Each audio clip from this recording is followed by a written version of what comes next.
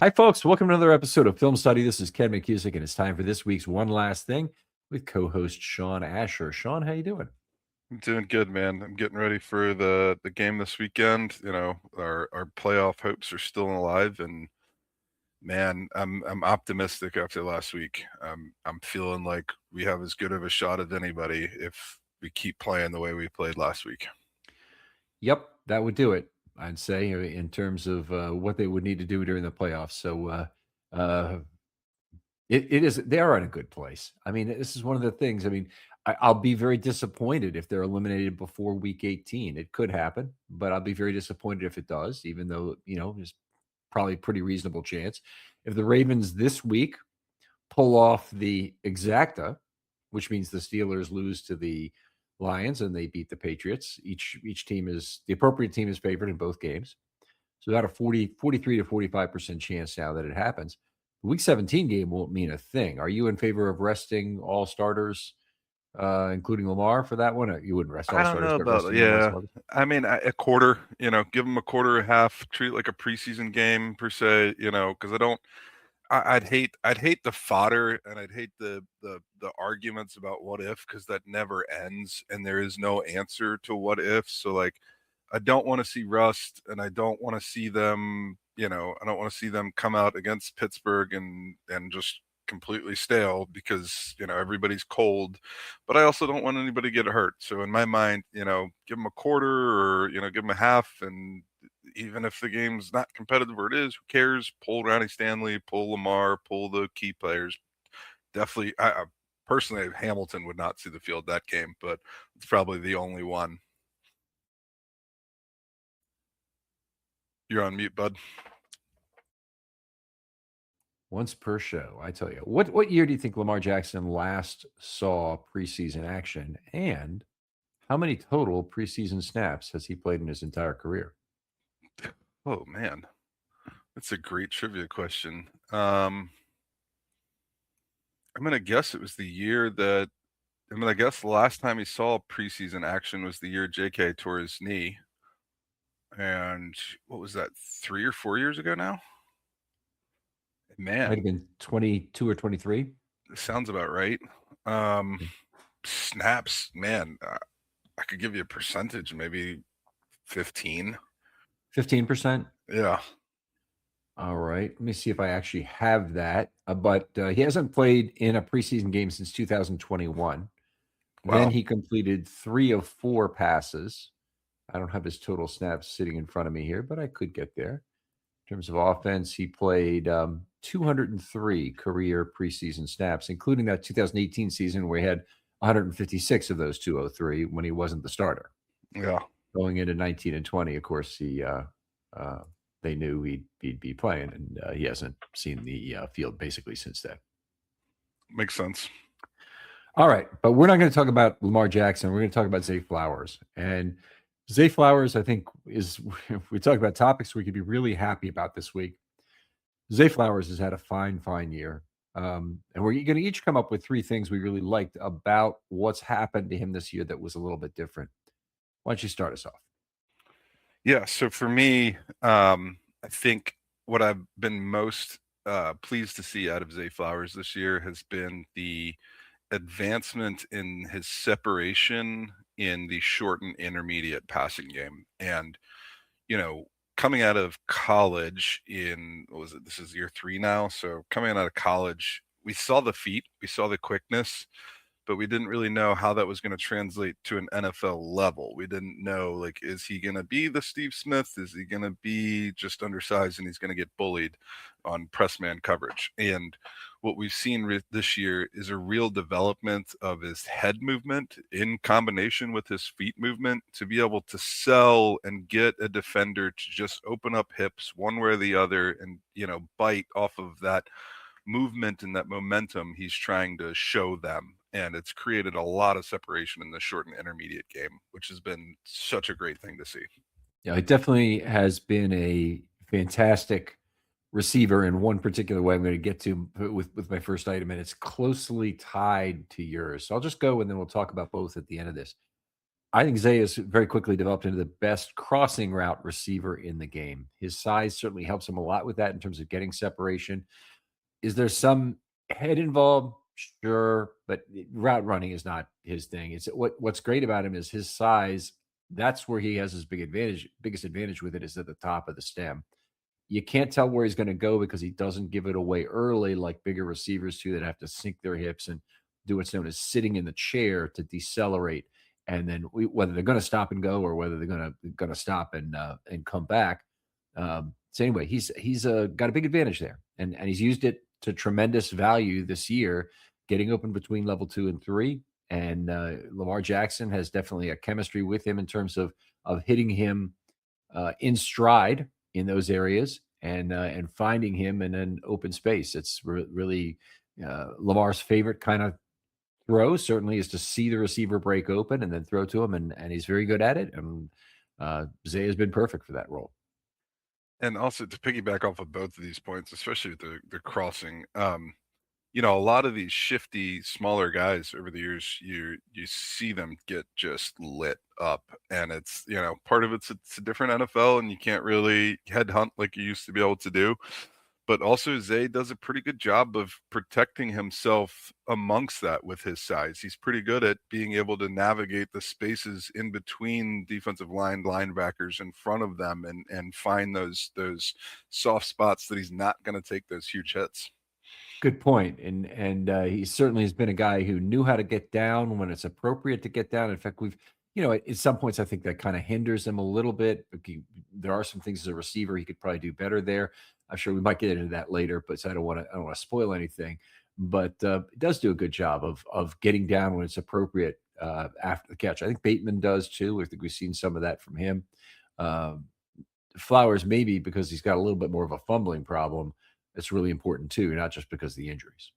Yeah, I'd be happy to hear that this is a coaching point, that our coaches are telling these guys like, hey, we don't need you getting hurt. We don't need you taking the hits, you know, because that's a mentality, you know, that a lot of players have. They want to get those extra yards. They want to, you know, they want to make the play. And if, you know, if it ever comes out that that's something Ravens are coaching and saying like, hey, don't risk yourself. Like that makes me happy to hear. All right, let's go to number 2. So for my number 2, I think one thing that I've really kind of noticed this year, and that's I guess a little bit more pronounced this year than other years, is the scramble drill.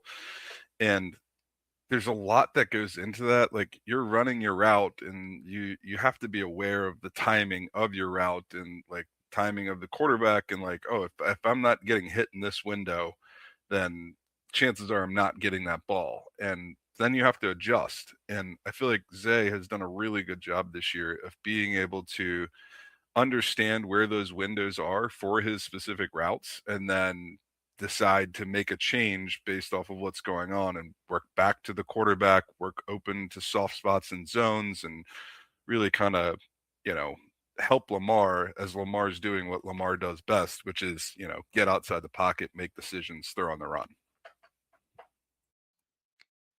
So no doubt about it, he's been valuable in that regard. Andrews has always been valuable in that regard, and Lamar is at his best when there's more players involved in the scramble drill.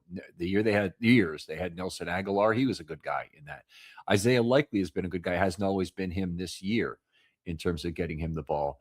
And I thought that Bateman made advances in that last year where 24 really was a fantastic year for Lamar, obviously from a statistical point of view, but also in terms of finding new ways to leverage being outside the pocket and scrambling around and finding multiple receivers, not having everybody follow what are the normal rules for the scramble drill in terms of, the player on the one sideline goes to the sideline immediately and comes back downhill. And you need to break the rules a lot of times with Lamar Jackson. He's happy to throw back to the middle of the field, the thing you're never supposed to do. And he's very effective at it. And that's so hopefully something that we keep seeing from Lamar, and I think it's best done when he has 5 guys all looking to find grass at the same time. All right, I'll move on. I'll talk about his use as a vertical receiver. This is something he really underscores some of the difference between Marquise Brown and Zay Flowers. And Zay Flowers and Marquise Brown, a lot of people see them and they go, "Well, they're both smaller receivers, and they they're faster." Very different, very very different. First of all, Marquise Brown was probably faster. I don't know exactly how much faster. You really notice it on a big fast guy like Tez Walker, how much faster he is than Zay Flowers. But Marquise Brown was a little faster, and he had real run under the ball speed. Lamar would throw him a ball deep, and they'd use that deep ball a lot in the years that Marquise was in Baltimore. Neither of them are optimally sized for the deep ball. The suddenness from Zay can make his vertical route running something the opponent fears. But in order to fear it, they have to actually show they'll do it. And so we've seen some of that this year. And I think that I've been very positive on that. It hasn't just been finding space between level 2 and 3, even in like whole shot areas like we saw against the Bengals a couple times. It's going over the top, and the touchdown on the left sideline, left side of the end zone, was a good example of that. Of at safety, better fear all of those possibilities, in terms of what might happen. So the other good thing about it is that safeties have to choose. Now they really have to choose whether he crosses or goes deep. So this is kind of like slipping in a fourth plus for him in a way, but they have to make a choice relatively early if they're going to bite on a crossing route and come downhill and try and take that away from Zay Flowers. In some ways, they're in the same kind of pickle that corner is in. But if they want to try and play it deep, and they, deep outside is deep outside, as I've heard from Dan Deerdorf, in the 2012 playoff win, they better be in the right place if they're making a choice like that. So safeties making choices, and safeties having to fear Zay Flowers is a very big deal for the Ravens offense in general in terms of what it creates in terms of space in the middle of the field. And it also it creates a lot more space for Lamar Jackson to do what Lamar Jackson does best, because even if it's a yard, even if it's one more yard that a safety has to step back from the line of scrimmage because Zay Flowers is there, give Lamar Jackson a yard, man. Like, we've seen what the dude can do with a yard, and it's impressive. Yeah, I think that's a good point. I mean, in some ways, I feel like let Lamar Jackson do what Lamar Jackson used to be able to do. I mean, we're at a point right now. I don't think this is permanent for Lamar. I do think he's going to be back in 26 and be the player that we remember him being, or 90% of that. But this has been a very tough year for the Ravens for exactly that reason, is that Lamar's just not having the Umongo scrambles that he's had in past years. And he really hasn't had them since early in the season. That Buffalo game had a beautiful run late where he was caught 20 yards behind the line of scrimmage for a sack and ends up running for 19 yards, I think it was, on the play. We just haven't seen enough of that this year. So I do hope that comes back to be a big part of the game. And Zay impacting safeties is going to help the Ravens no matter what, whether it's helping another receiver or whether it's helping Jackson, or even sometimes whether it's helping a running back. You draw, you wait, and you delay your handoff, or even you go to the mesh point and that safety is still thinking RPO. Anything that Zay can do to manipulate a safety might actually still help you there. So anyway.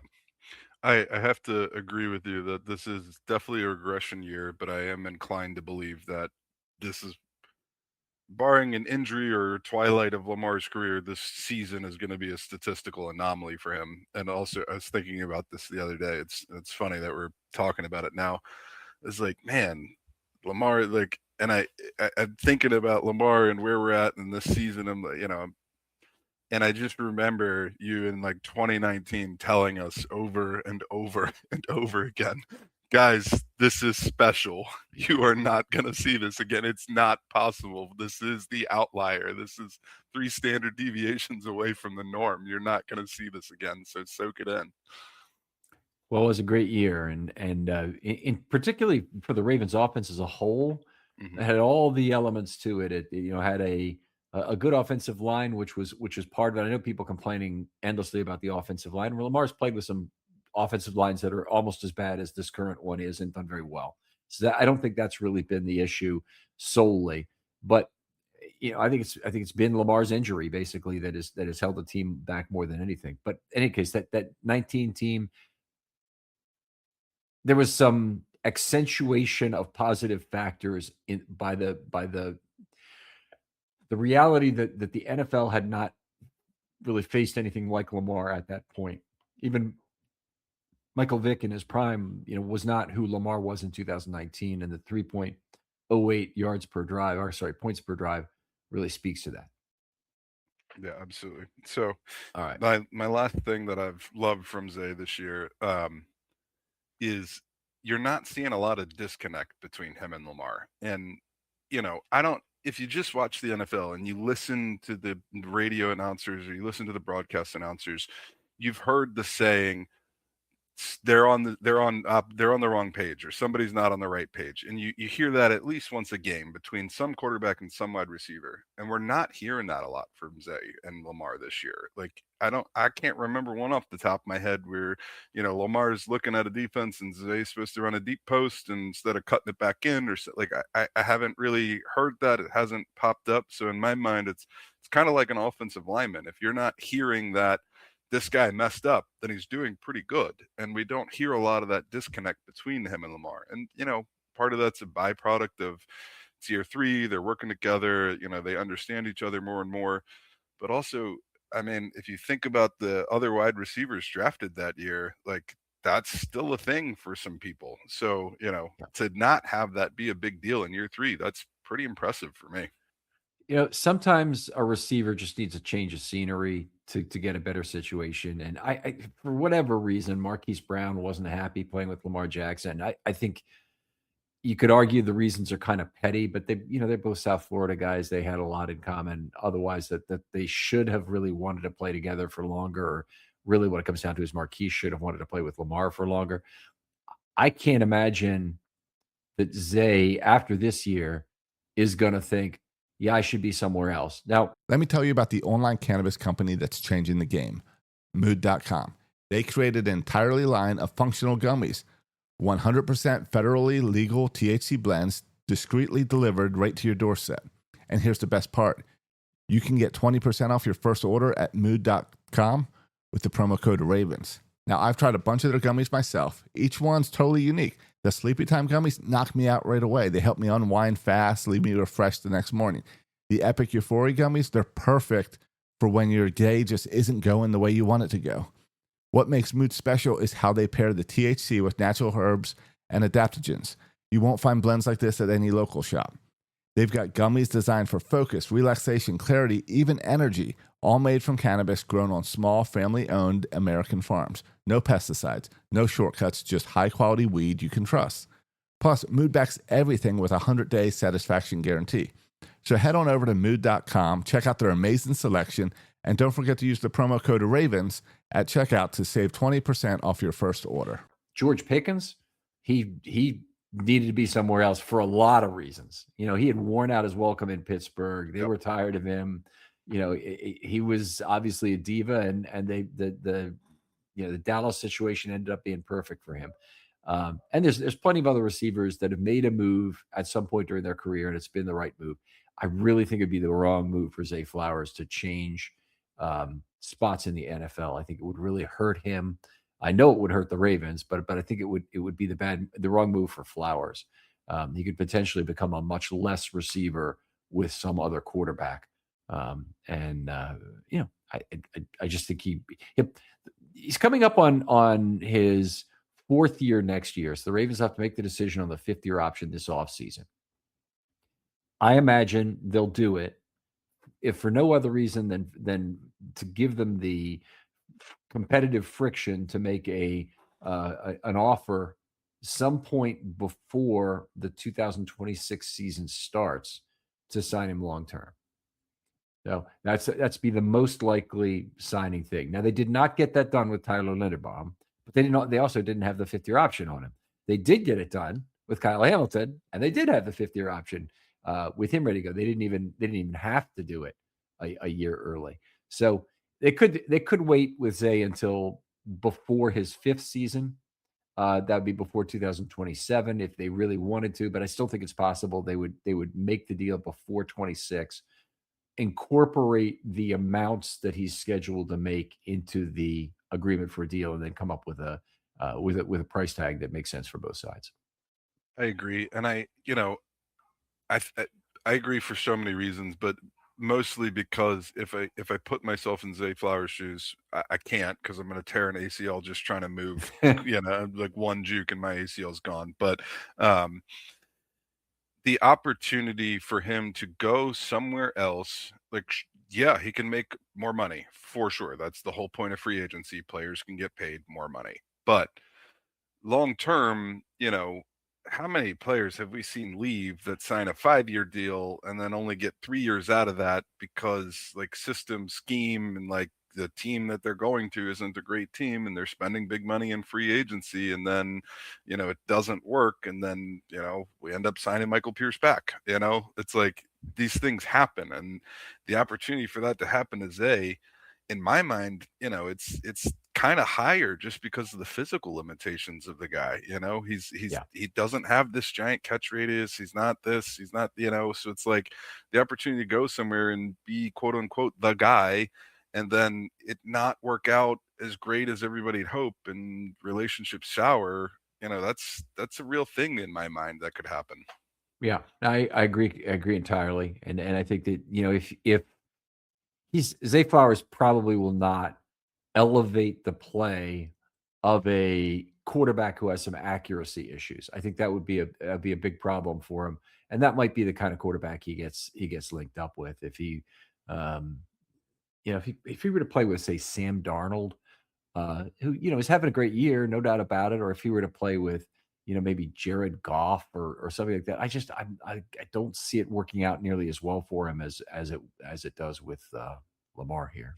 The only type of scenario I could see it work out is where he takes something similar to what we would offer to go with the similar style or similar quality level of quarterback. So then it's like, why would you leave to do that? Yeah. Well, maybe the Bengals will sign a third wide receiver because they want to spend all their money on offense. All right, I'm going to move on here. A number of statistical things about a season are good, and some are understood limitations. And this is where I'm going with the third point here.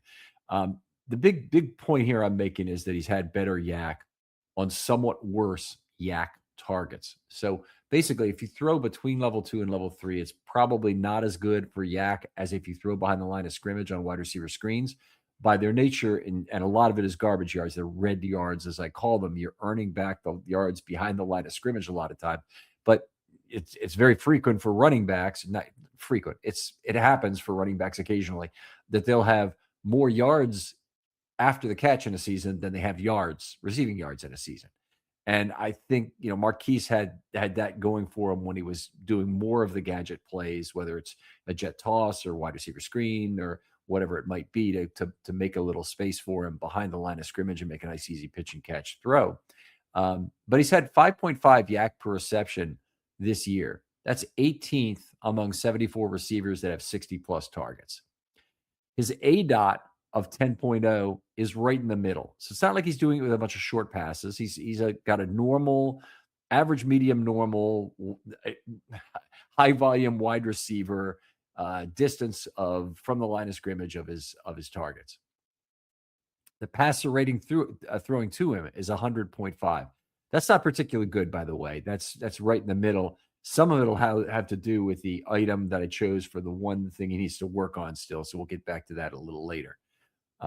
He's 7th in yards per route run at 2.33. That's outstanding. All right. Now, I know a lot of people put more value into that because not only is it yards per target, but it also has how often is he targeted when he's on the field. So it's nice from that perspective to add a layer there. Of course, when you're playing in an offense that all runs through Lamar Jackson, you don't always get a great YPRR number out of your seasons. Anyway, 2.33.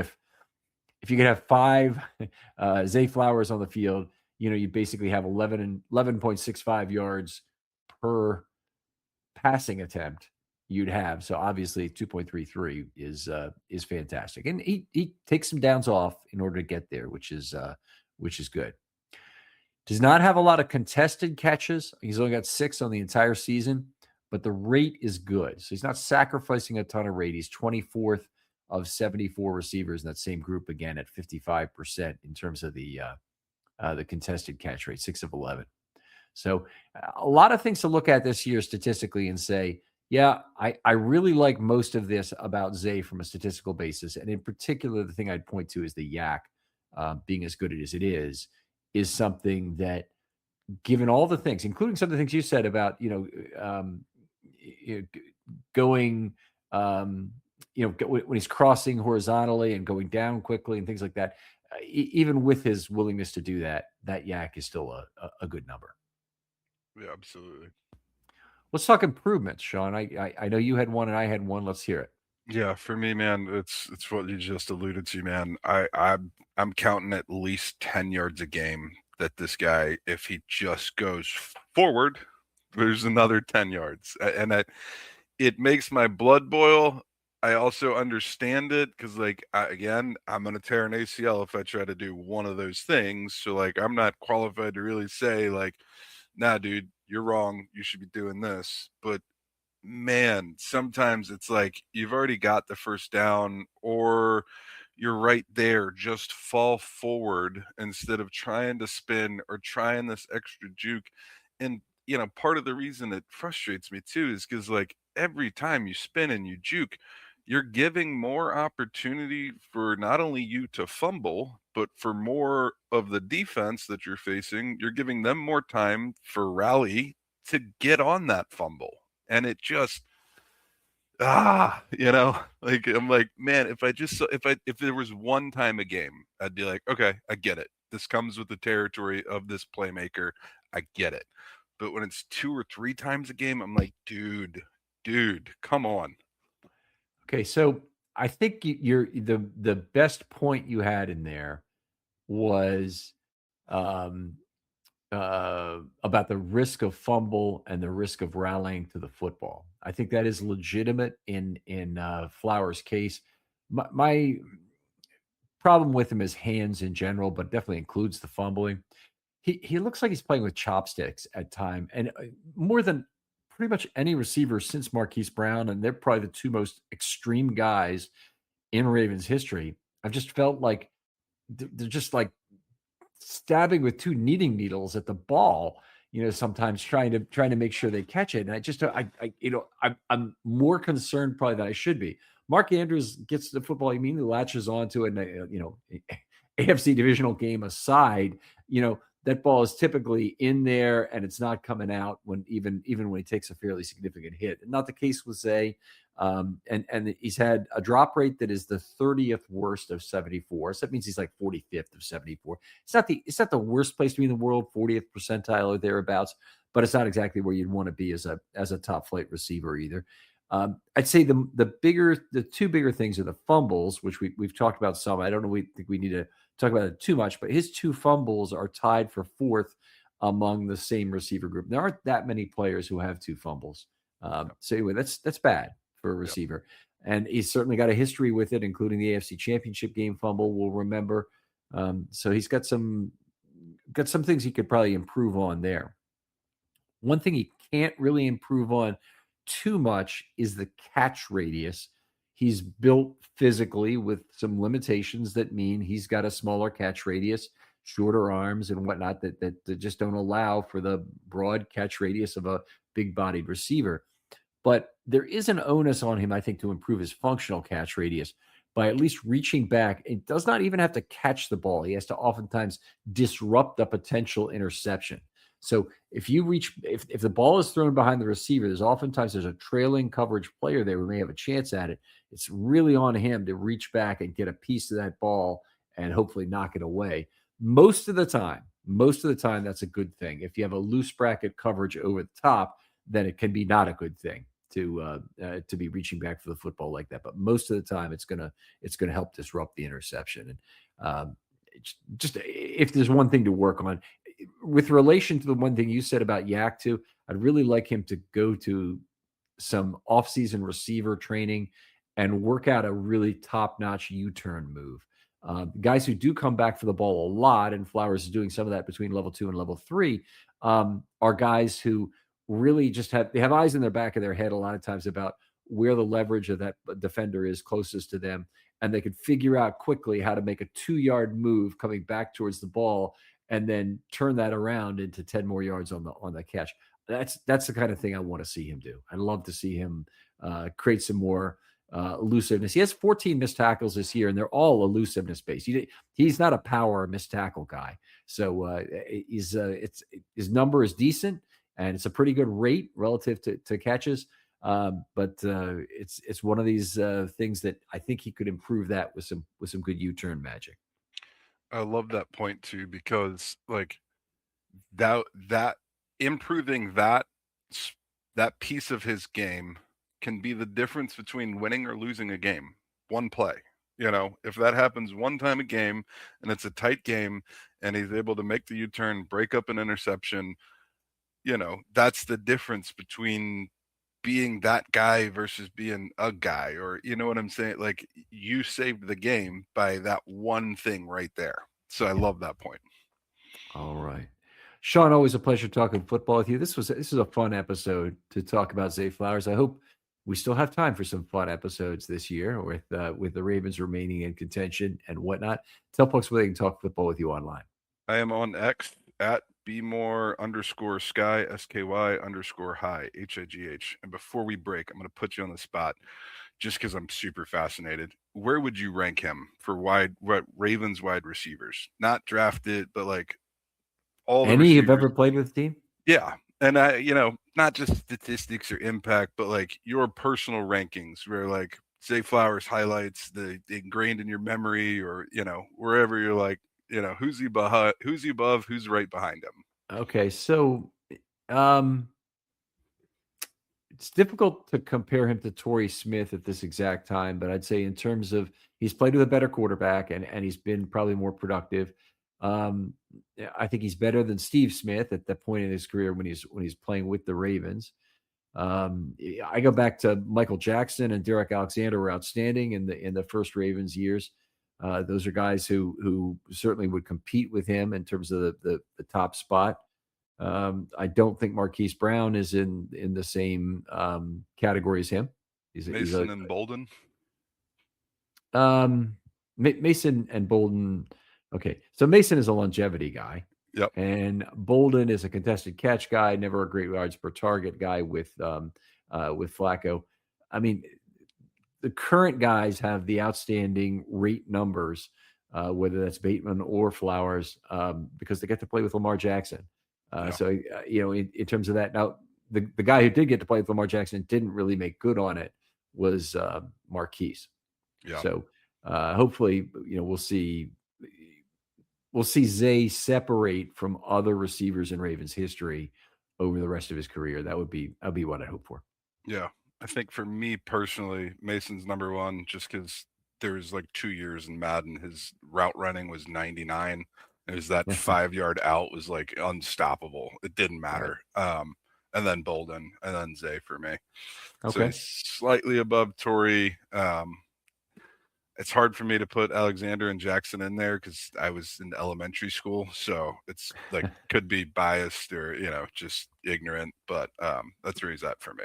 Yeah. I understand the feeling. I remember the Orioles had their 20th anniversary season in 1974, and they had this great yearbook that had all these old players in it. As a bunch of players I'd never heard of. I knew who Dick Williams, the manager, was. I didn't know who Dick Williams, the Orioles, utility guy was. And a bunch of Hal Skinny Brown and Don Ferrer-Reese and a bunch of guys from the 1950s who were there. And I know a little bit more about them now than I did then, but that was only 20 years removed. And, we're 30 years removed now from the first Ravens games, or right. 29 anyway. And I have to understand, even though, I still retain a lot of these great visual memories, and I just need to count myself lucky, I guess. Yeah, absolutely. Yep. All right. Other folks out there, thanks so much for your loyalty to the show. Really appreciate you listening. And we've had a slight decline in listens, frankly, as this season has gone on. I'm not surprised by it, given the way the Ravens played early on. But you guys have been great. Please use hashtag Filmstudy Mailbag and hit us up with some questions. I'd love to hear from you and try and answer those in either on one of the shows or in a short video. And by the way, if you have a preference of show, just toss that right in with the question, and I'll try and get it sorted out properly. For Shawn Asher, this is Ken McKusick saying goodbye. We'll talk to you next time on One Last Thing.